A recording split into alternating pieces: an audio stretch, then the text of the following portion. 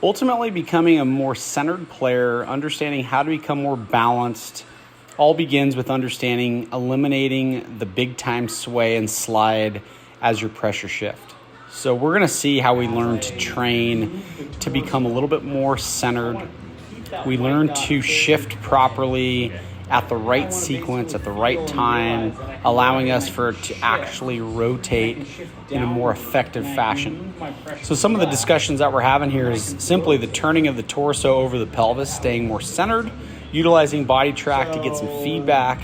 The center of pressure white dot on the actual screen indicates for us that we're actually staying more centered, which is a huge key to the success that we'll see that you'll generate in your overall motion. Then eventually what we'll do is we'll start getting into this motion. We'll start noticing some of the things that you do that ultimately allows for us to then add a layer of learning. And the grip modification to your hand is a pretty essential part for how you're going to develop and how you're going to hold the golf club in a more effective fashion.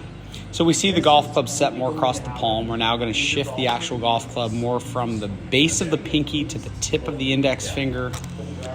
That really sets the tone for the vast improvement that we're going to make. You're going to have to work on these things. You're going to have to hold yourself accountable. You're going to have to do some grip checks. You're going to have to do some body pivot drills, mirror drills, stand in front of a mirror and watch yourself stay centered, ultimately allowing for your body to move in a more effective fashion. These things are only going to set the tone for a better footwork, better utilization of your feet, as well as a better, more coordinated way that your hands are on the golf club so that you can actually gain more control over the club as the club's moving up and down and you're creating significant changes to your club speed. So the coordination to the hand and the control of the golf club allows you to put it all together. And ultimately what that does, it allows for you to create a much more efficient motion like we're mentioning here. So you'll see the blend of things and ultimately the steps and the sequences that allow for you to just be a little bit more in sequence with your body, as well as how you use your hands to control the golf club. So again, a grip check allows for this to be a potential long-term improvement for you. I will, of course, hit on a few of those points in terms of your putting, but obviously the hands and arms are now a little bit more equipped for you to control the golf club in a better fashion.